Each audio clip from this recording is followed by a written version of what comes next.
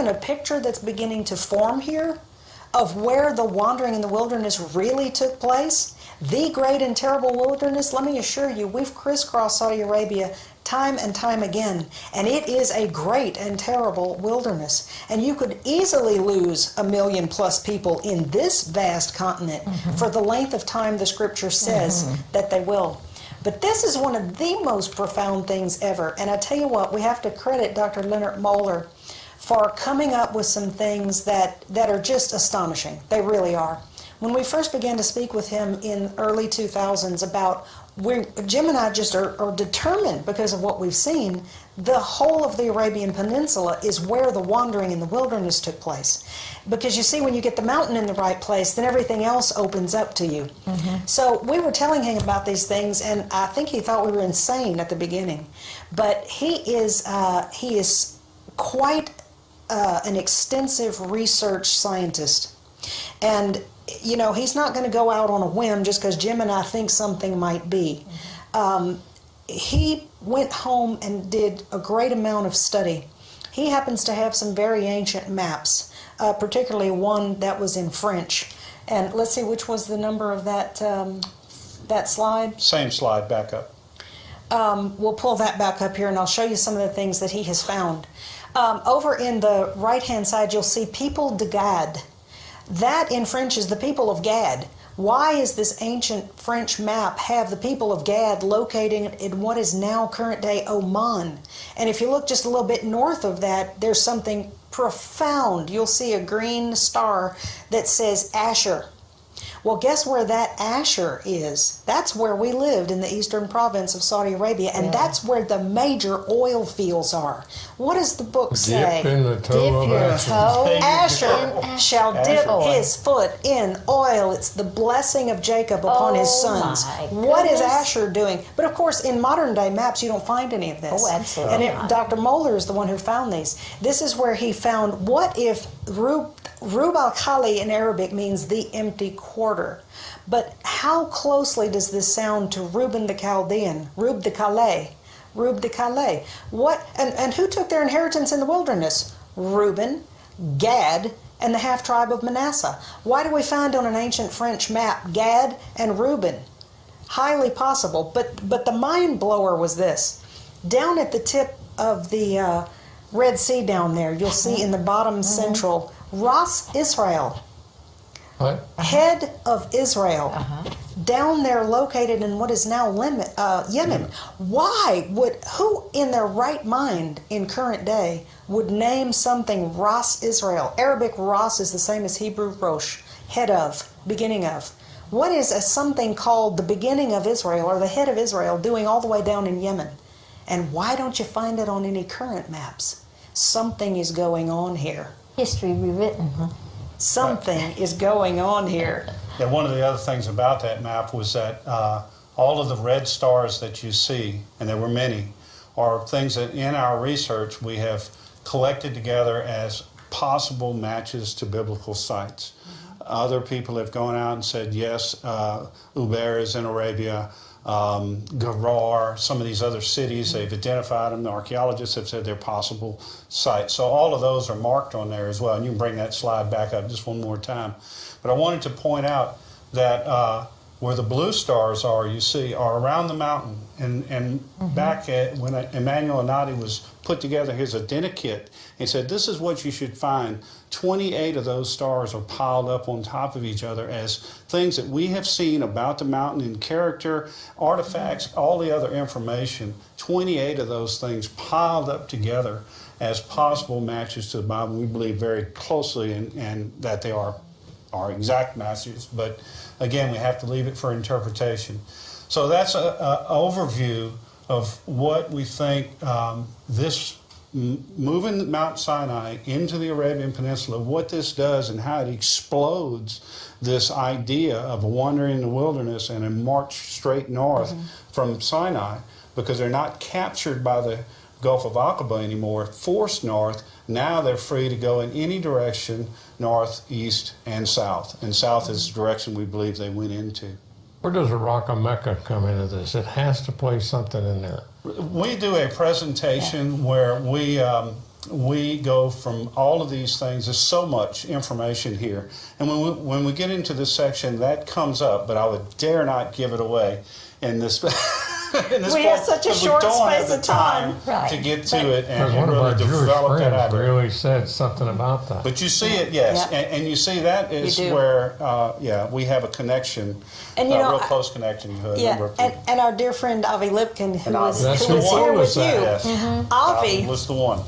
this is why we had quite a night that night that we spent. Avi was staying at our home with us, and we kept explaining to him, Jim has some very strong evidence of just how and where that whole box, the that Kaaba. whole building, the Kaaba, The origin of has Kaaba. very, very close ties, we He do must have believe. been there this spring because he came here with this in his mind. He did. He was with Okay. us like in March or so, and it was shortly thereafter he was here on this program. Said we had re-energized his fervor Yeah. about this idea because he had this in seminary years ago Yeah. when he was studying, and he had a thought about it.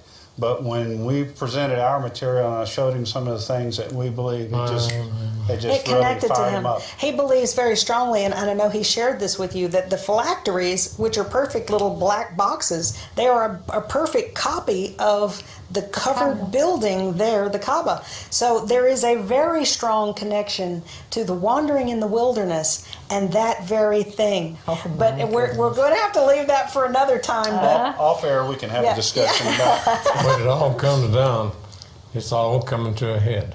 yes, Yes. it is. This is being revealed in this day and age for just That's such a time exactly as right. this. And you know what? This opens up a mass amount of possibilities. And I'm just going to go ahead and throw out a couple of these.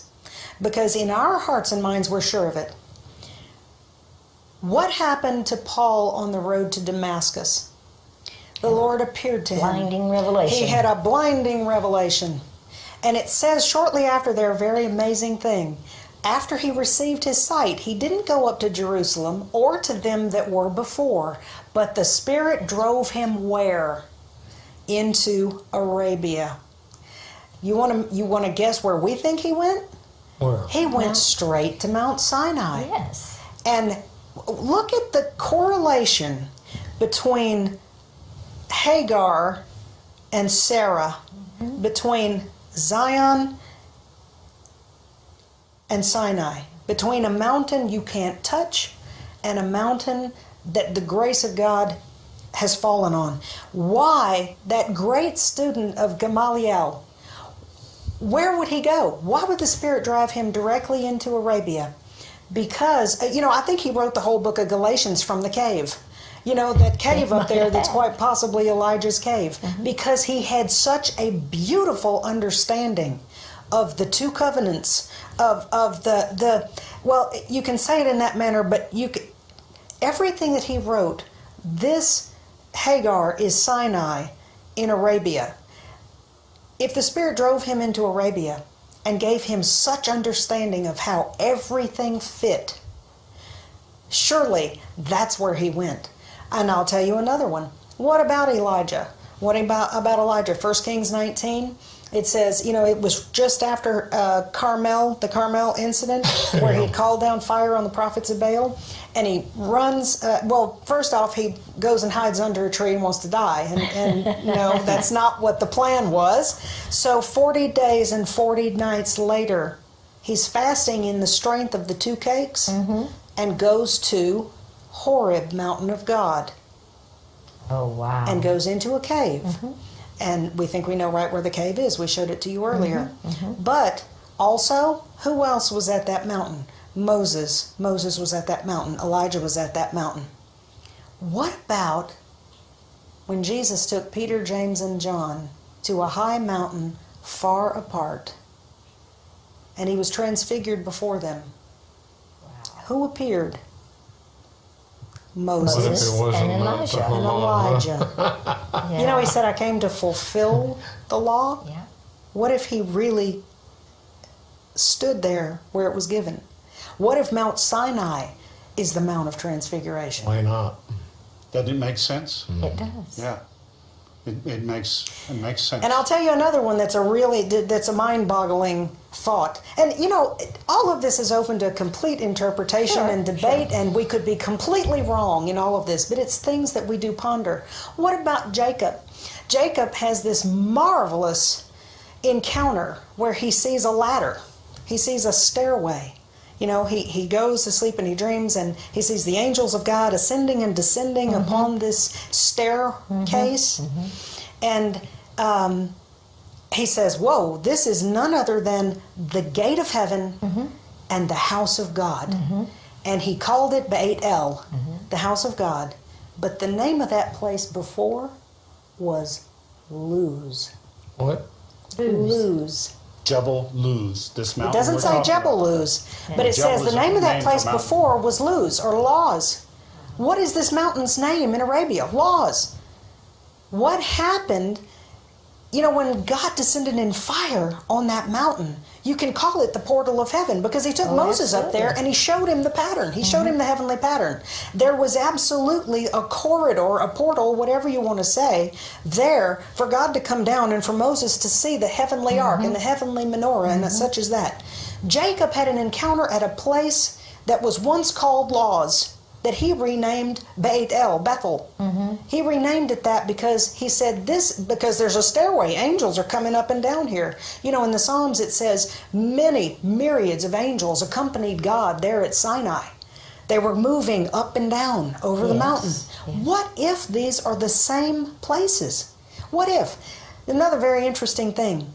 The name Rephidim, and you know, I am certainly not a Hebrew scholar under any circumstance, but in the Strong's Concordance and in the Hebrew Chaldee dictionary that I have, one of the first names of Rephidim means the balustrade or the staircase. You know, the balusters of a rail of a stair. Why would you? That's kind of a really odd name. The place where the rock was split and the waters came forth is called Rephidim. Why is it named the staircase? Or not the staircase, but the balustrade. The balustrade. Why would you name a place where water was released as the balustrade? What if that's the area that Jacob had the dream? The balustrade. The only place in Scripture that I know that a ladder to heaven is spoken of. So, like I said, these things are just thoughts to ponder. I may be completely far out and off the wall, but there are certainly, like I said, once you move this mountain into this area, all sorts of things open up that we had never even thought of as possibilities before. The bottom line is, there's something in Arabia that's been actively hidden on purpose for generations. Only a few people in this day and time have come out and started looking at this as a real possibility.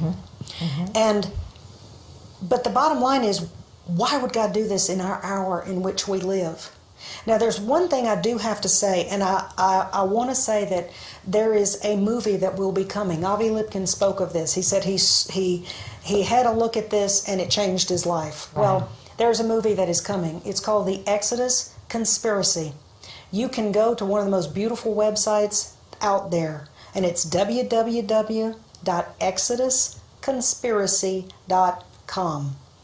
This movie will be released in Israel first, and then it will come to the rest of the United States, and we hope it will be early next year. Hope.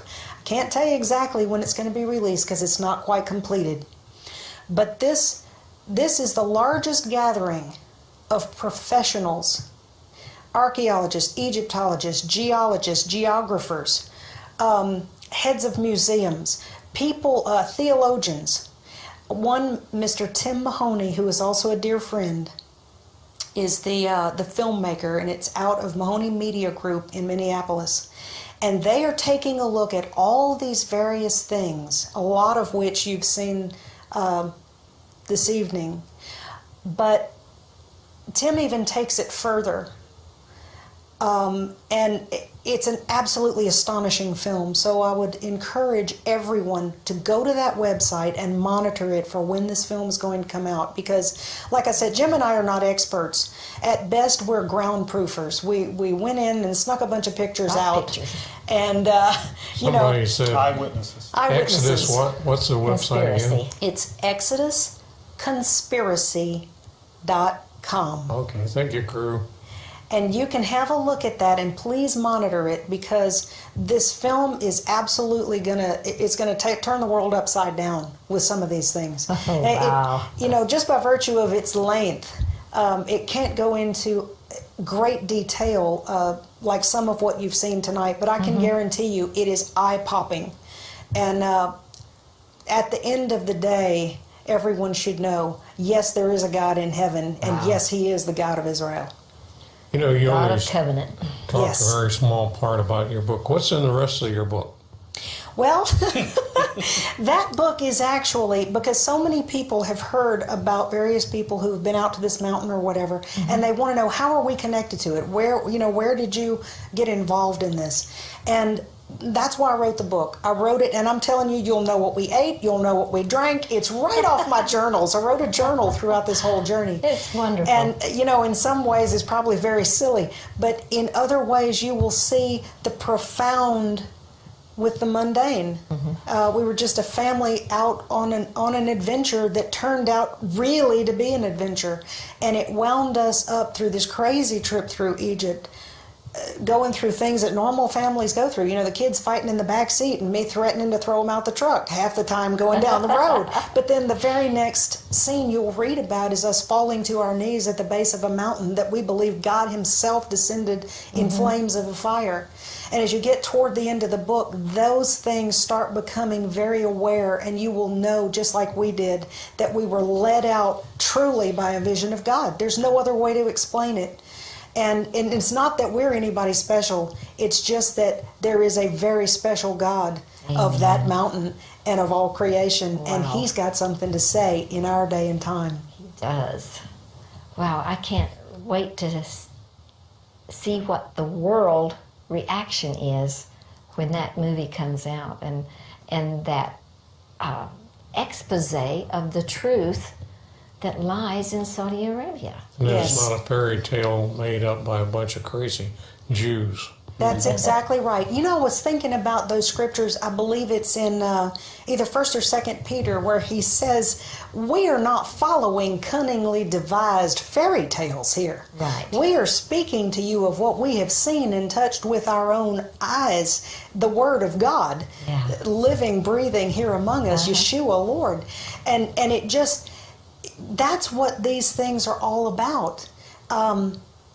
As I've said before, the archaeology is stunning enough if it proves out to be these things. But come on, you've got like 45 points that are possible matches without even getting into the other things that are non-archaeological, like quail and almond trees and fig trees, and you look at all of these things, and when you take them all together, isn't that what science does? It takes all of the possibilities and puts them all together and looks at the percentages.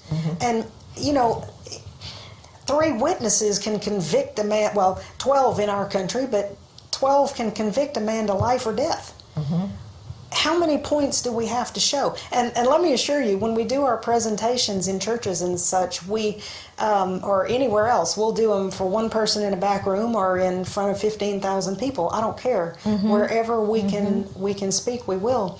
But we have so many. Get a hold of you by your website. Would you guys leave that website up? Yes. In fact, all the information of how to contact us and how to have us come speak, should you so desire, is out there on the website.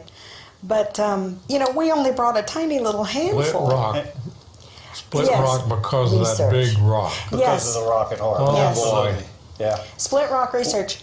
One of the things that we try to do when we do our fast presentation, which still takes a couple of hours, sometimes 2.5, is that we try to bring it to you as an experience. We want you to come with us We want you to take this journey with us. You're going to see a lot of video. You're going to be hit with a lot of images because we also want to make that impression of how powerful this is and how real it is. But we also want you to have a good time with us and see some of the snowflakes in the desert and hear the kids screaming. And so we kind of mix it up with the things right out of the book as well as the archaeology and the physical evidence. Star of David snowflake. Star of David snowflakes, yeah, and you can actually see that video. Jim was right. I thought we had it with us, but it is on our website. You can go and click on it, and you can see these little Star of David snowflakes.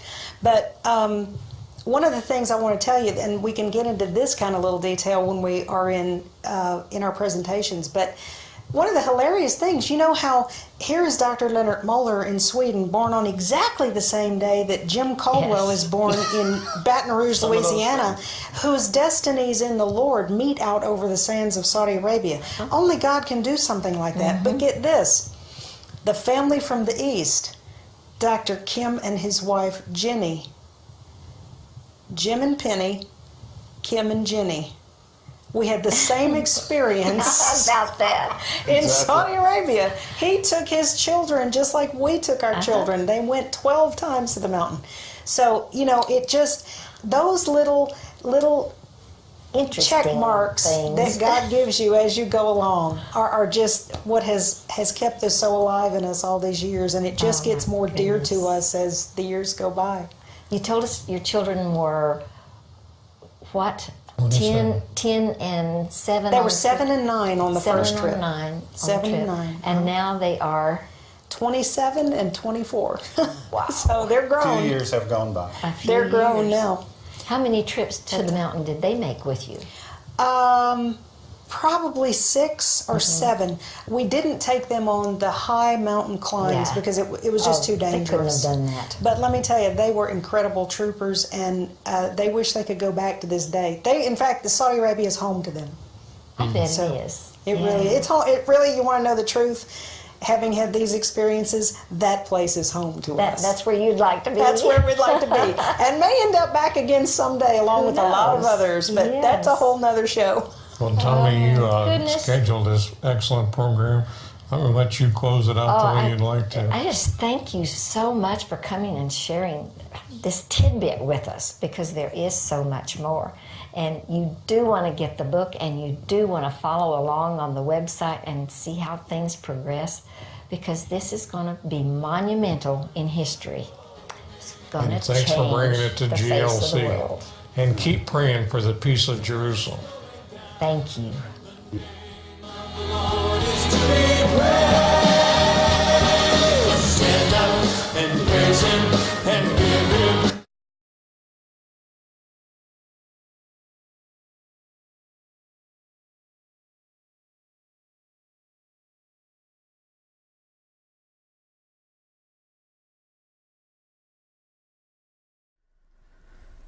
Bien, hemos visto este documental, esta última parte, que una vez más nos ha sorprendido mucho.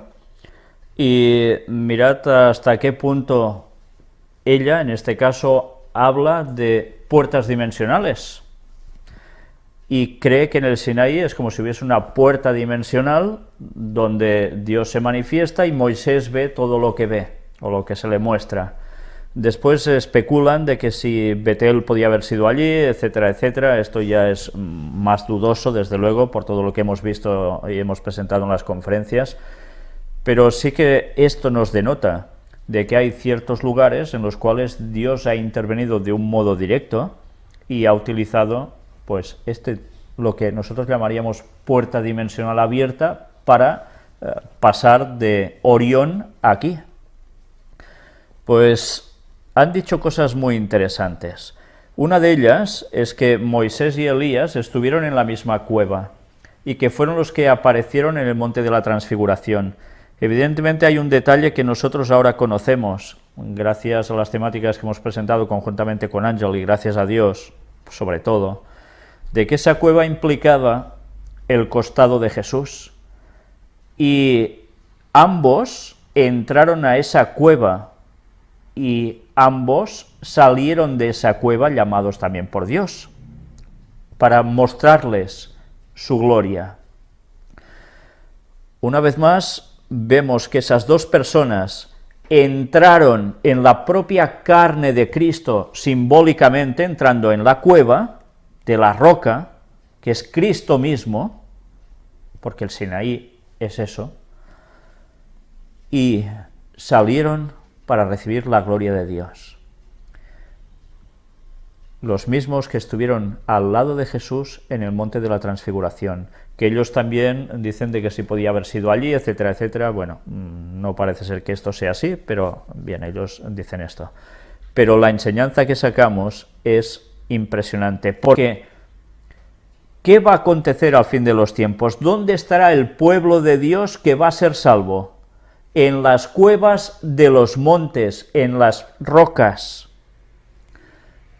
símbolo del refugio en Cristo, y va a ser cuando Él venga en toda su gloria una vez más, pero ahora de un modo mucho más asombroso aún, que cuando se apareció al pueblo hebreo, o cuando se apareció en otras ocasiones.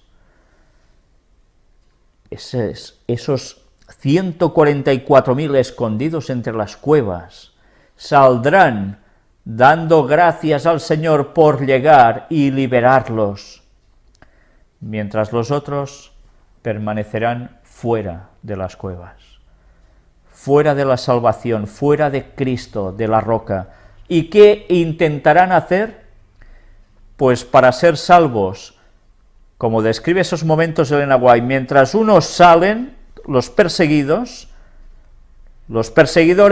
entran a esas mismas cuevas cuando estaban allí para querer matarlos. En esos momentos es su liberación. Y esa misma roca, que para unos es la salvación, para otros quiere ser un refugio demasiado tarde. Y la gloria de Dios los destruye. Mientras otros son transformados, los vivos, junto a los muertos que resucitan para ser salvos. Y así seguiremos siempre con el Señor. Ese momento es el que todos anhelamos, el que estamos deseando tan intensamente. Ya veis que la arqueología, estas pruebas sobre el terreno, van dando evidencias de que el relato de lo que aparece en la Biblia no es ciencia ficción, es algo cierto. Habéis visto la disposición de esas tribus, incluso en Arabia, además lo de Yemen. Desde luego, ¿qué pasa en la historia? Que todo va cambiando para que después las pruebas vayan desapareciendo. Gracias a mapas antiguos y en francés pudieron saber eso. Si no, ¿quién se entera ya? Una vez más, la arqueología habla, las piedras hablarían y lo están haciendo. Gracias a Dios que ha guardado cosas para el fin de los tiempos para que se mostraran y la gente pudiese ver evidencias para creer y prepararse de ponerse del lado de Dios, de la roca de la salvación. Ya sabemos que no todos lo van a hacer, va a ser una minoría, pero Dios nos da bastantes indicios claros para que nadie pueda dudar. Bien, ellos han seguido hablando de otras cosas, han hablado de una película. Esa película aún no ha salido. Me han comentado precisamente la persona que me dio a conocer también estas temáticas, que han trabajado, hay tráiler, si entráis en el lugar que ellos os decían, hay un tráiler hecho, pero la película aún no ha salido. Decían de que la querían completar más porque hay tantas cosas por mostrar y bueno, no sé por qué circunstancia aún no ha aparecido a nivel público, pero bien, si sale algún día puede ser una estocada realmente importante para dar a conocer la verdad de un modo contundente. Mirad también cómo ellos tienen en mente que Jerusalén tiene que ser un lugar especial porque ellos creen que va a venir el Mesías en Jerusalén y que habrá ese milenio de paz. Mirad cómo dicen, oremos por la paz en Jerusalén, al final también. Evidentemente es por la mala interpretación de las Escrituras, que son tan claras al respecto, pero, por desgracia, mucha parte del mundo cristiano protestante ha abrazado cosas que no son ciertas, y esto va a ser aprovechado por el mismo Satanás para confundir a muchos creyentes, que si no se versan no tan solo en arqueología, sino directamente en la palabra de Dios, van a sucumbir. ¿Qué privilegio nos ha dado el Señor de saber la palabra de Dios y de saber estas otras cosas que unas a otras complementan y nos ayudan a diferenciar la verdad del error, preparándonos para el gran engaño que Satanás pronto, dentro de pocos años, va a ejercer sobre todo el mundo? Ahora ese terreno se está preparando. Nuestra misión es ir explicando todo ese proceso para que la gente se dé cuenta que estábamos avisados por Dios y que es a Él a quien debemos recurrir. Bien, estamos terminando de preparar con algún colaborador, al cual le doy las gracias, la subtitulación de otro vídeo, y esta vez es de los Wyatt, pero de los dos hijos de Ron Wyatt. Veremos cuando ellos volvieron años después al lugar del Arca de la Alianza, donde ellos estuvieron cavando junto a su padre. Y veremos los comentarios suyos al respecto, dando aún más evidencias de lo que ya hemos ido viendo. En fin, para mí todo sigue siendo realmente impresionante, todo lo que Dios llega a mostrarnos para este último tiempo. Ojalá lo sepamos utilizar y Dios nos ayude a ello, para poder abrir los ojos a tantísima gente aún en este mundo, antes de que sea demasiado tarde. Quedan pocos años para el regreso de Cristo, para el verdadero. O sea que preparémonos. Que Dios os bendiga.